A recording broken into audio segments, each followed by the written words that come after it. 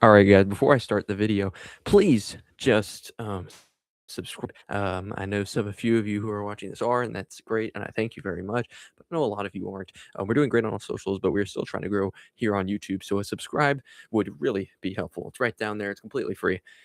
Let's get into the reaction. Oh my goodness, fellas.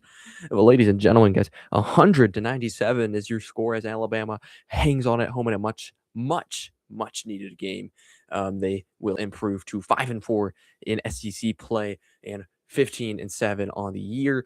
And this is a game going into it. We knew there were two of the best offenses in the country, two of the best offenses in the SEC, and we were not disappointed at all. This game was back and forth to the very end. It was a game of runs, and it was just so fun to watch. And if you didn't watch it, I'm sorry, but here's a reaction. Here's a breakdown.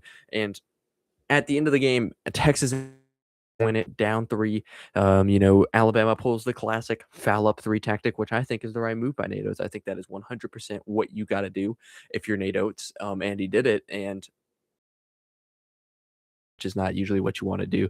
And then he missed the second one as well. A&M actually does get a 3 off by Rylan Griffin, but it wasn't enough. It didn't go in, and Texas A&M will go home 7-2 in conference play. Now, obviously, the Aggies are still one of the best teams in the SEC. This was a game I had circled as an Alabama win. I thought, the Aggies got to cool down a little bit. I think Alabama's at home, and this is a much-needed win for Alabama after that just embarrassing performance on Sunday. And I was right, but I did not think it would be this kind of game. Texas A&M had Alabama dead to rights at some points in this game, and Alabama had the same for Texas A&M at some points in this game. I mean, it was the definition of back and forth. Alabama, they start off pretty hot, right? Texas A&M answers very quickly, and from Texas A&M, they're not too similar style teams, Texas A&M and Alabama, but they do the way they produce points is similar in the fact that they shoot a lot of threes. I mean, at one point in this game, I tweeted it out. 30 of the 50 points were 3-pointers, and that's just absolutely insane. But these two teams can definitely light it out from 3-point range, but they're also pretty versatile in the way they score. We know Alabama's a good team, right? I don't think too many people genuinely believe that they're not. And it's been interesting because a team that had pretty high expectations coming into conference play, coming into this year, has, well, to be quite honest, not lived up to it. They get unranked here after just an embarrassing loss to Florida. It feels like when they're on, and when they're off. Injuries, yeah. But this was a game you circled and you're like, okay, we need to do something right. We're at home. And we just haven't been our best. We come off that terrible loss to Florida. We just got to do something. And that's exactly what Alabama did. Now, look, it wasn't pretty at all times, but when you needed players to step up, they did. And LeBaron Philon, Mr. Consistent, the guy is good. He always, and Aden Holloway was a guy who was huge for Alabama. And I think a guy that we overlook sometimes is Latrell Wrightsell. Like he's a guy for Alabama that he's been injured a lot this year, but he came into this game and he was completely ready, and he absolutely lived up to the expectations that Nate Oates has for him. I saw a lot of good things as well from Sherelle. He was a guy that just Texas A&M couldn't compete with physically, and that boded huge in this game. For A&M, I mean, it was just one of these games where, I talk about it all the time how A&M has like 10 to 15 guys that they can put into the game at any time, and they're going to be just as consistently good. And it's such a weapon because you can have your starting 5 in, and they're getting tired, they do their work, and then you put in another 5 for Texas A&M, and they do just as good, if not better, and produce just as much. And that was huge in this game, but Alabama matched it, and that's not something we've really seen throughout the SEC this year. Usually, if a team beats A&M, it's only been one. They kind of just beat them in a rock fight when that was Tennessee. This game, it's really the first SEC team we've seen match Texas A&M in just the way they score, the way they play, and it was huge for Alabama. We all know Alabama is one of the highest scoring teams in the SEC. They're one of the best offensive teams in the SEC, and they needed a great offensive performance today. I didn't know they would need 100, but apparently they did, because this game was absolutely, thin of your skin of your teeth. You had to get everything, and you needed to win this game, and it was just a game. There's so many pivotal points. I don't even know where to start. Like, I think for Texas A&M, I think it's like in the 10-minute mark of the first half, and you're kind of hitting a stall, right? It looks like Alabama may be finding their way a little bit, maybe finding out how to play in conference play, and they're just going to kind of chip away at this one and run away just a little bit. But then no, Texas A&M puts Vincent in, and he's a guy that really hasn't been too much of a contributor for Texas A&M, and he absolutely balls out. He gets a block, he gets a quick 2 and a 3, and that's the type of thing that Texas A&M, they're never going to be out of games. They have Florida coming up this weekend. That's going to be a really tough one, but they're never going to be fully out of games because when they have guys that can come in and you may not even have heard them. Their names before this, they're going to be contributors because they just don't care who has it as long as they win. That's exactly what Bucky McMillan coaches.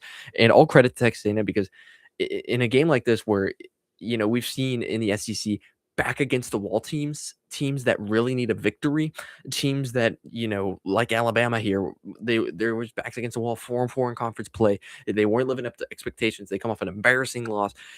When we've seen that in the SEC, it's usually been just an absolute domination from the team that's backs against the wall, and we know they're pretty good. And that was Alabama in this case scenario, but A&M, they came in with a swagger that they are the number one team in the SEC outright. Not anymore, but or maybe they still are. I don't know the complete standings, but they can and they say, this is ours to lose. It's we're just a good team. We're not just a good story. We're a good team, and that's exactly what Texas A&M did. At the end of the day, though, when you have a shootout like this game, it's really who scored last, and that was Alabama. And all credit to NATO. They really needed this win, and they got it. Rylan Griffin, a guy who was at Alabama for 2 years, he was pretty good contributor for them. Transfers to Kansas last year, didn't really have a great performance there. Wasn't really a system. Comes to Texas A&M, and he's been playing absolutely phenomenal these last 4 games, and he did so today too. He definitely he's personal, and he played great, but it wasn't enough. It wasn't enough. He dueled with LeBaron Philon though, and I think that's very, very telling for Texas A&M. But another guy for Alabama that I just think is underlooked, undervalued about how big of an impact he is Amari Allen. Now, this guy neared a double-double today, 12 points, 7 rebounds, 6 assists, 2 steals, 4 in the plus minus. This guy was everywhere, and it felt like in the first half where Alabama was just kind of a little bit stalled. Amari Allen was a guy who just came up again. You're running out of excuses, right? You're kind of having how do I say it? You're you're getting healthy. No, not fully, obviously, but you're getting healthy, and um, you have Bediako, you have big men, and you really have no excuse to not be one of the top teams in the SEC. So I think this one was vital. NATO's kind of made it in the press conference like a must-win game, and that's exactly what it was, and that's exactly how it ended up. A great way to start the month of February for Alabama. Although I don't know if that Florida game was in February or not. If it was, then a great way to start off February at home. Let's see standings, and Texas A&M remains atop, tied with Florida. So this game Saturday, Texas A&M and Florida will be just a game that will be the deciding factor of who will be leading the SEC outright. Both teams are 7-2, but Texas A&M, they just kept winning, and teams were wondering, when are they going to cool down? Because it feels like they have to, and they, I wouldn't say they cooled down here, but they did lose, and so that opens up a pathway for a lot of SEC teams right now who are eyeing their way to potentially trying to get an SEC championship in the regular season. I'm looking at Vanderbilt, I'm looking at Arkansas, I'm looking at Tennessee, and I'm looking at Kentucky, and maybe even Auburn and Alabama if they suppose they want to say in that. There's a lot of teams that are just. It's just going to be so much fun throughout the rest of February and into early March, and as we get to March, and this has just been a fantastic, fantastic ride for both these squads, but it was a much, much, much needed win for Alabama, much needed win for Datos, and they got it. Despite all the controversy and all that, they've still been playing, blue collar basketball, and it came through today. Just offensive battle, But even though it was an offensive battle, you didn't see a lack of defense, and that's what I always love. I don't want to just see an offensive battle where it's two terrible defenses and two offenses who are just going at it with each other. No, the defenses played well today too, but just two star-studded offenses, and you expected nothing less of this game, and we got everything and more from this game. Alabama, 197 for the Texas A&M Fighting Aggies, and look, you unrank them, and look what they do. Alabama backs against the wall, and they got it. Thank you so much for watching. This is Random SEC. Please like, comment, and subscribe. It would really help us out a lot. And just follow along for all your favorite content for college basketball, college baseball, and college football here in this is Random SEC signing out.